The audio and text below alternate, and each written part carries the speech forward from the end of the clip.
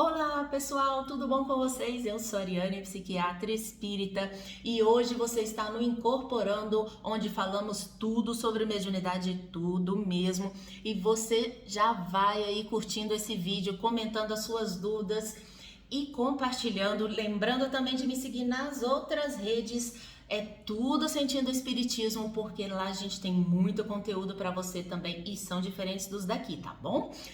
Bom, nosso tema de hoje, o que é ser médium? Segundo o Livro dos Espíritos de Allan Kardec, médium é todo aquele que sente as influências espirituais em qualquer grau de intensidade. No fim das contas, todos nós temos algum grau de mediunidade, porque é uma predisposição orgânica, uma predisposição física. Então, todos nós temos ali alguma sensibilidade, alguém já teve aí algum arrepio, algum pressentimento, coisas mais básicas.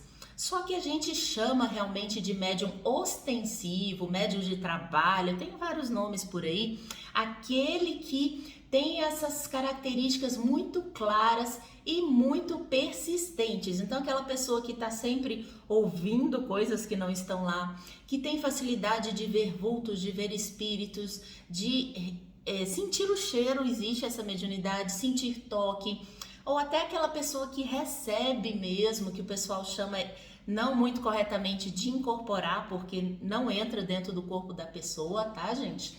E tem diversos outros tipos de mediunidade aí que a gente vai falar aqui também nessa playlist mais pra frente.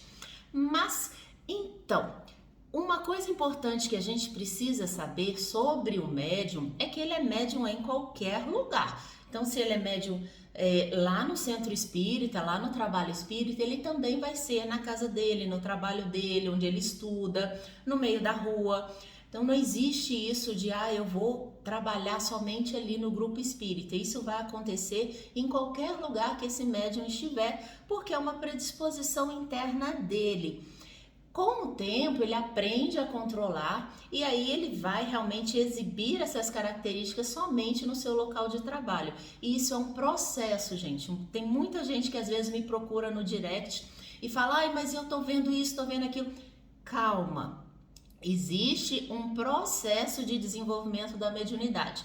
Quando você começou a andar é porque você não lembra, mas você caía muito, tropeçava ali qualquer coisa, mas levantava e seguia em frente, não é? É assim que funciona no desenvolvimento mediúnico também. A gente precisa de um autoconhecimento, precisa saber o que o pensamento é seu ou se o pensamento é de outra pessoa. E isso é com prática e é com tempo.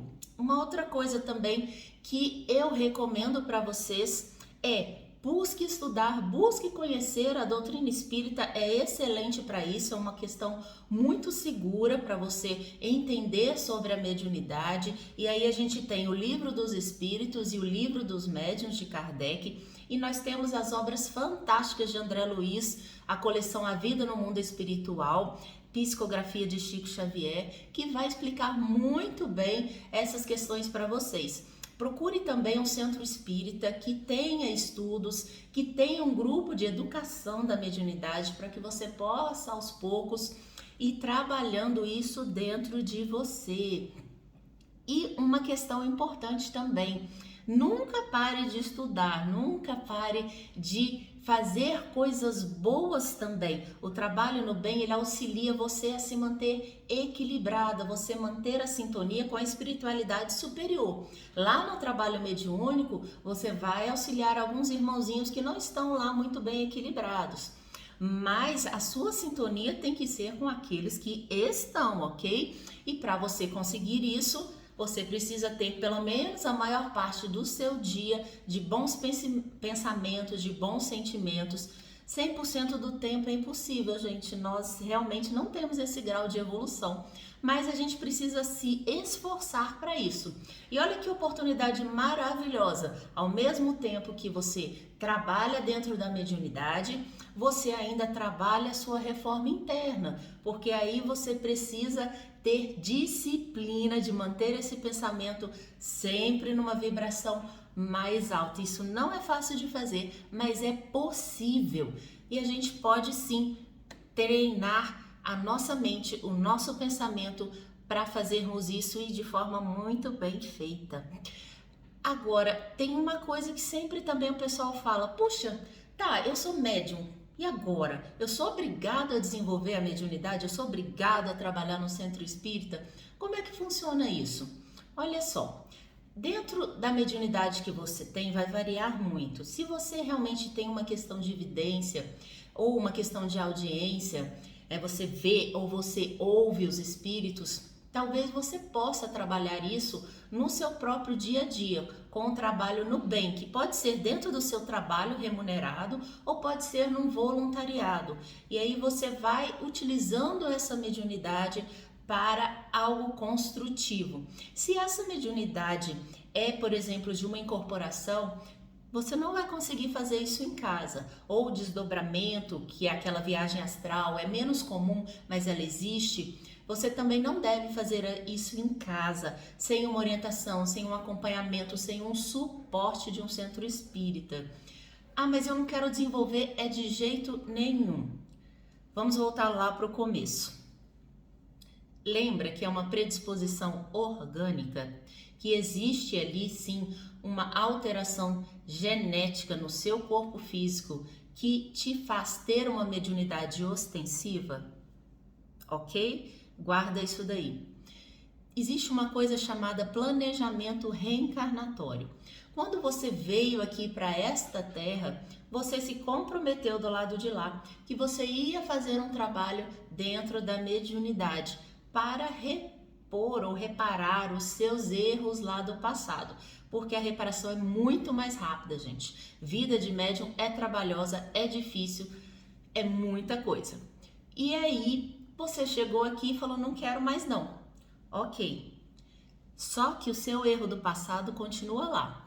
E se você não quer reparar trabalhando na mediunidade, o que é um direito seu, afinal de contas, o livre-arbítrio tá aí para isso, você vai ter que reparar de outra forma. Já existia aquela alteração física orgânica, lembra? Pois é, ela pode te gerar alguns desequilíbrios. Se você começa a não utilizar essa mediunidade para o trabalho em si, pode ser que ela comece a te desequilibrar energeticamente e aí comecem a surgir algumas doenças orgânicas que, se você trabalhasse de forma mediúnica, não existiriam. Significa que se você virar médium, você vai curar todas as suas doenças físicas? Não, gente. Uma coisa é diferente da outra, mas se você tinha os seus erros a reparar, você se preparou organicamente nessa reencarnação para trabalhar como médium e você diz agora não quero, isso vai se transformar energeticamente em uma doença, em um mal-estar, em um desequilíbrio físico ou mental.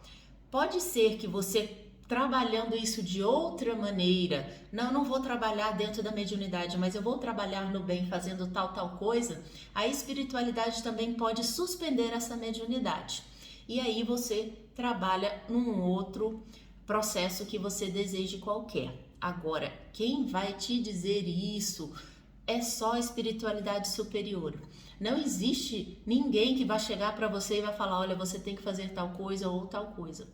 A nossa responsabilidade é o trabalho no bem e reparar os nossos erros lá do passado. E a gente escolhe se a gente quer fazer isso pelo amor ou pela dor. Eu recomendo que vocês façam sempre pelo amor, sempre pelo trabalho ao próximo, sempre por esse carinho ao próximo. E a mediunidade é uma excelente ferramenta para isso. É difícil ser médium? Mas gente, é difícil ser cristão, é difícil sermos bons, é difícil buscar uma reforma íntima, uma reforma interior para que nós melhoremos a nossa evolução espiritual. Tudo depende de esforço e tudo depende de amor. Gostou desse conteúdo? Ficou com alguma dúvida? Pergunte aqui nos comentários e a gente vai continuar nessa playlist falando sim sobre mediunidade sempre. Um beijo para vocês.